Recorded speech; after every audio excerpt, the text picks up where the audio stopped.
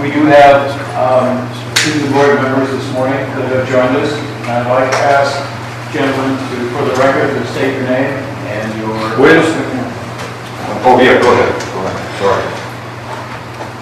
To state your name and your affiliation.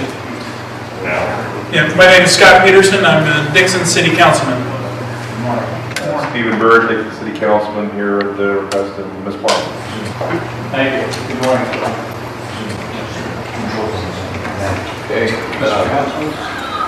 Mr. Chairman, as we've said before, the coordination requirement is set by Congress and by the legislature of California,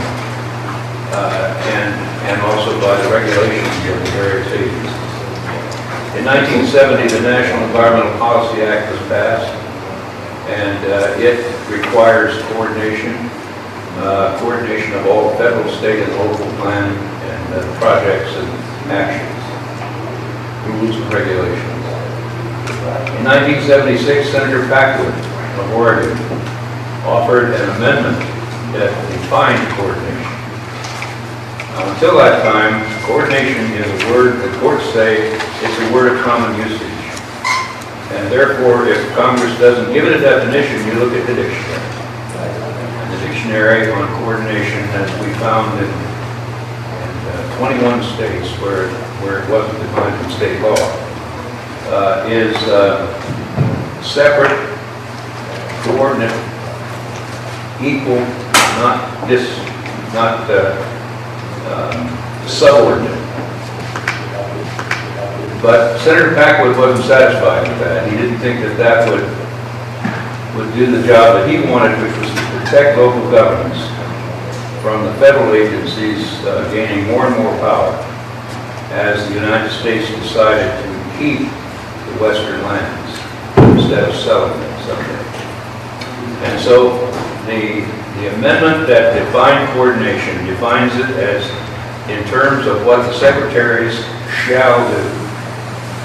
They shall contact local governments that are affected by their decisions as they are making their proposals so that the local officials can have meaningful opportunity to participate in the development of the rule, regulation, plan, project, or action.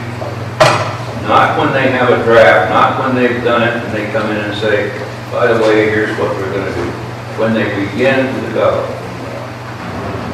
The reason for that is that they are supposed to be aware, make themselves aware of any local policy, practice, plan, action, rule, or regulation that will be inconsistent with that they propose.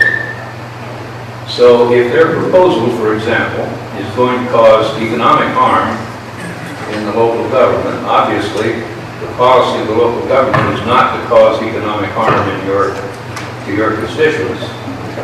There's an inconsistency there.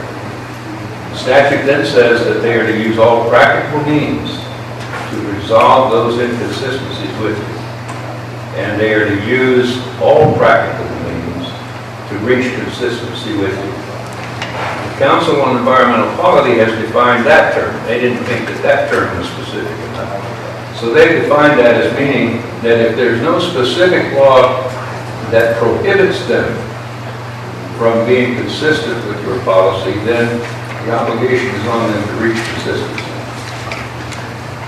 The Council on Environmental Quality also requires that an economic study be done, and that a study be done on the human environment, the impact on the human environment. One of the things that surprised me 12 years ago when I began the struggle against the Trans-Texas Corridor, which was the first leg of the Napa Super Corridor, is that NEPA is written for humans.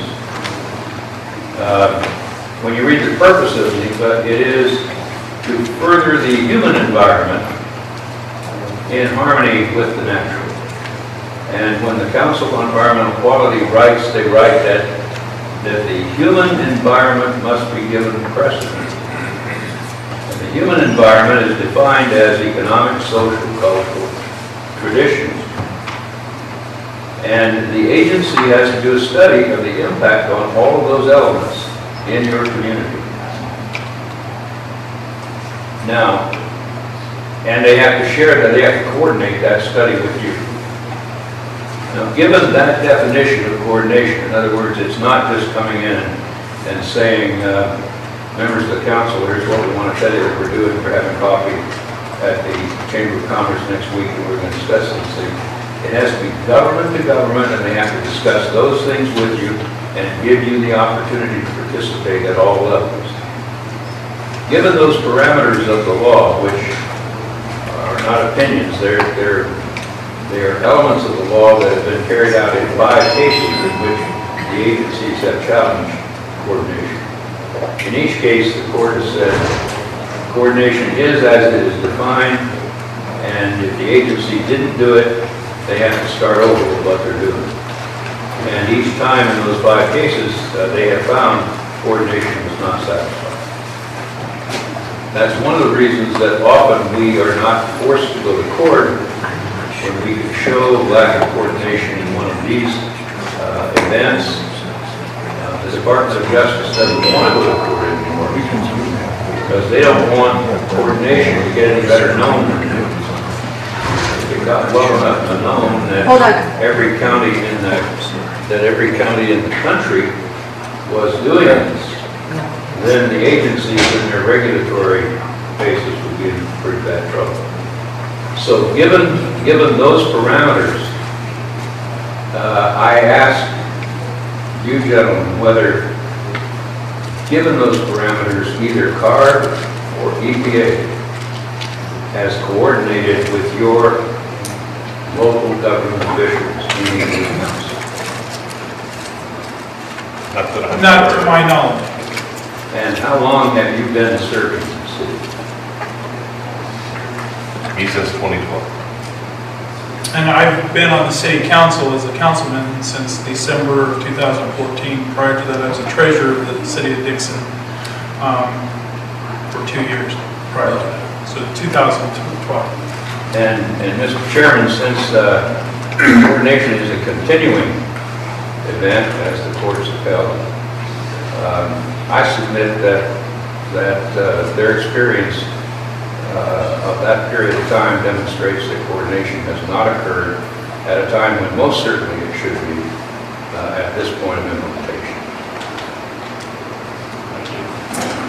Thank you. I think that takes care now of all of the local governments. I hope it does, yes, thank you.